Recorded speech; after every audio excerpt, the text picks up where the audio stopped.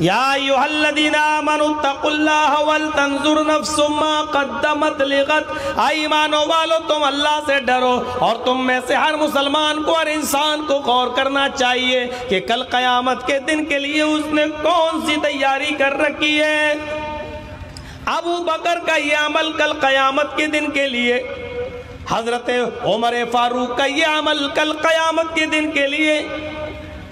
رات کا سناٹا ہے، بیابان سنسان رات ہے، بیابان جنگل کا سفر ہے، حضرت عمر رات کی تاریکی میں سفر کر رہے ہیں، ایک صحابی ان کا پیچھا کرتے ہیں کہ دیکھیں یہ عمر رات کے سناٹے میں، رات کے اندھیرے میں کہاں جا رہا ہے۔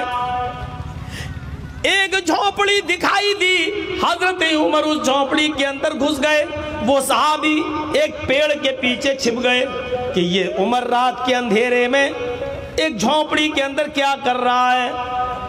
ان کے دماغ میں طرح طرح کے خیالات آ رہے ہیں، اللہ یہ عمر رات کے سناٹے میں ایک جھونپڑی کے اندر گیا، اللہ عمر کے کسی سے ناجائز تعلقات نہ ہو، اللہ میں نے عمر کو کیا سمجھا، یہ رات کے اندھیرے میں ایک اجنبی عورت کی جھونپڑی میں گھس گئے۔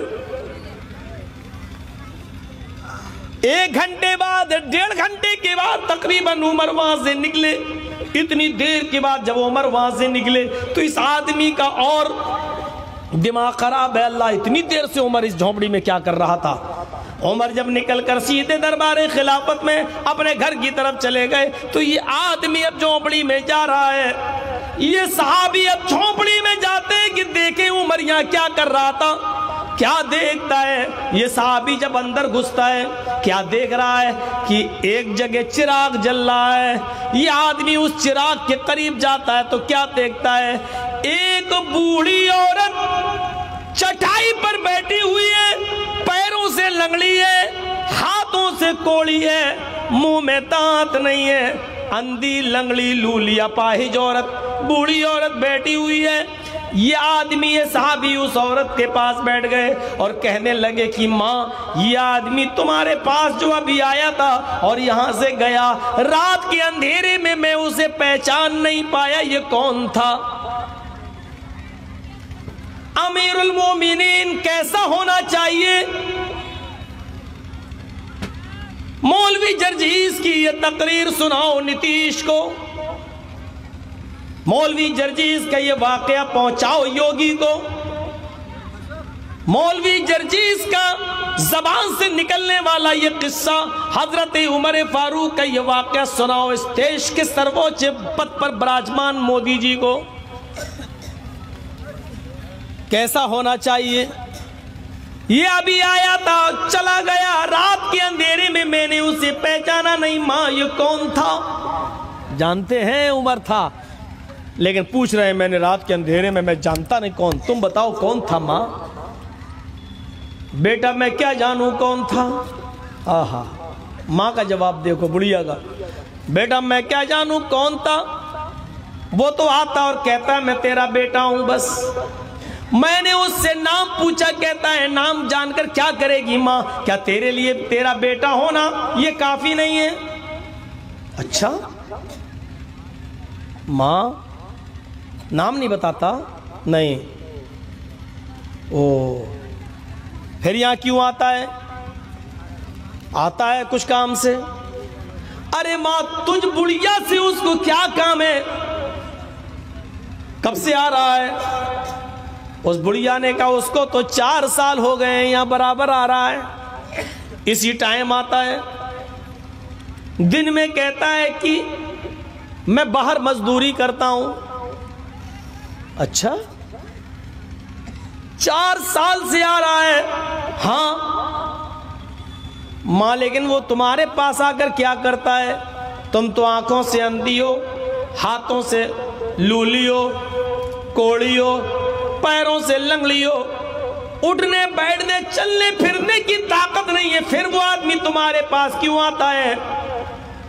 جواب دیا بیٹے اسی لیے تو آتا ہے کہ میں کھانا نہیں بنا پاتی، وہ یہاں آتا ہے تو پہلے اپنے ہاتھ سے گرم گرم کھانا تیار کرتا ہے۔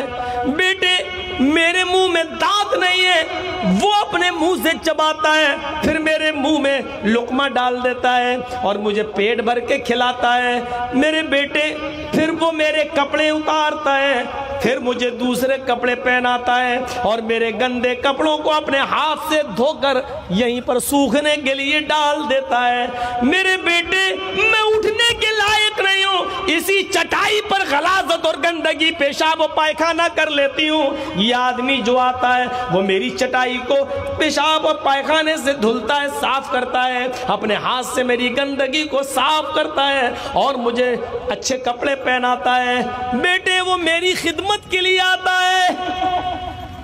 یہ صحابی جن کا نام طفیل دوسی ہے نظریں آسمان پہ ڈالتے ہیں اور کہتے ہیں اللہ تو مجھے معاف کر دینا۔ عمر کے بارے میں میرے دل میں کیسے کیسے خیالات اڑ رہے تھے، عمر کے بارے میں میرے دل میں کیسی کیسی ہوک اڑ رہی تھی۔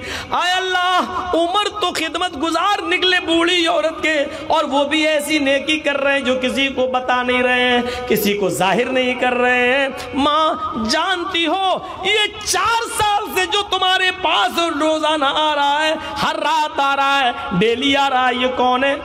کہا نہیں یہ امیر المومنین ہے، یہ عمر فاروق ہیں جو تمہارا پیشاب و پائخانہ صاف کرتے ہیں۔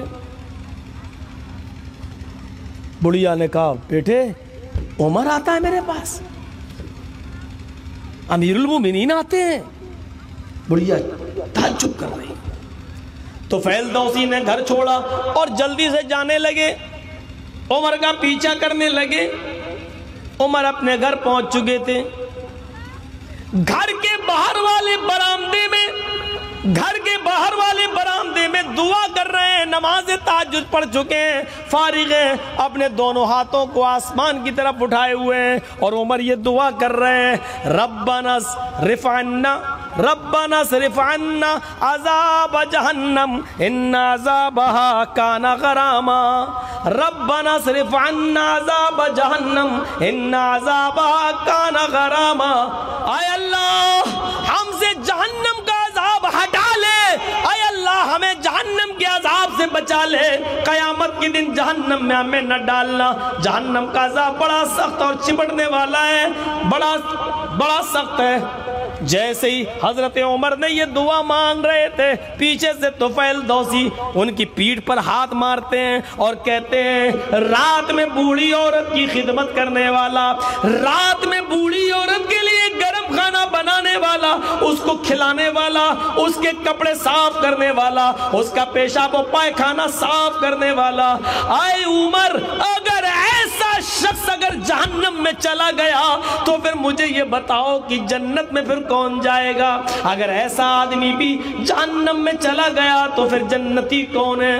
حضرت عمر نے پیچھے مڑ کے دیکھا، نظریں آسمان پہ ڈالی، اے اللہ ایک کام وہ میں تیری رضامندی کے لیے اور تجھے خوش کرنے کے لیے کر رہا تھا۔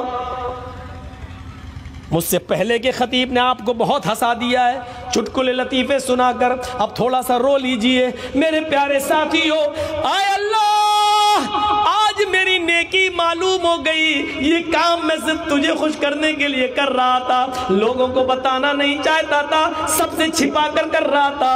اے اللہ میں جانتا تھا اور تو جانتا تھا، میرے گھر میں میری بیوی بھی نہیں جانتی تھی، میرے بچے بھی نہیں جانتے تھے۔ اے اللہ آج میری نیکی ظاہر ہو گئی، آج میرا یہ کام پتہ چل گیا، اے اللہ اس کام پر کہیں میری نیکی کو برباد مت کر دینا۔ اے اللہ میں نے جان بوجھ کر اپنی نیکی ظاہر نہیں کی ہے، اے اللہ میرے اس عمل کو دکھاوے میں مت لکھ لینا، میرے اس عمل کو ریا نمود میں نہ لکھ لینا، میرے اس عمل کو تو تکبر میں اور گھمنڈ میں نہیں لکھ لینا۔ ایک آج کا مسلمان ہے، یہ بہار کا آج کا مسلمان ہے جو مسجد کے لیے مدرسے کے لیے 10 روپے بھی دیتا ہے تو اعلان کرواتا ہے اور دکھاوے کی شکل اختیار کرتا ہے۔